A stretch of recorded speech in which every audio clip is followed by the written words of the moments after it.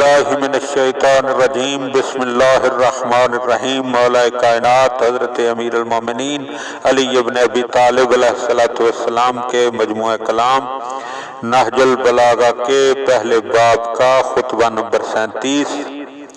مولا فرماتے ہیں میں نے اس وقت اپنے فرائض انجام دیے جبکہ اور سب اس راہ میں قدم بڑھانے کی جرت نہ رکھتے تھے، اور اس وقت سر اٹھا کر سامنے آیا جبکہ دوسرے گوشوں میں چھپے ہوئے تھے، اور اس وقت زبان کھولی جبکہ دوسرے گنگ نظر آتے تھے، اور اس وقت نور خدا کی روشنی میں آگے بڑھا جبکہ دوسرے زمین گیر ہو چکے تھے۔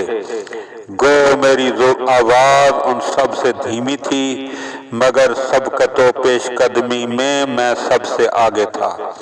میرا اس تحریک کی بھاگ تھامنا تھا کہ وہ اڑ سی گئی، اور میں صرف تھا جو اس میدان میں بازی لے گیا۔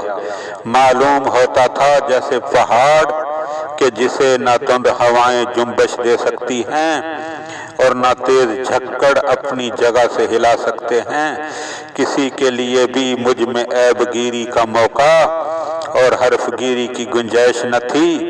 دبا ہوا میری نظروں میں طاقتور ہے جب تک کہ میں اس کا حق دلوا نہ دوں، اور طاقتور میرے یہاں کمزور ہے جب تک میں اس سے دوسرے کا حق لے نہ لوں۔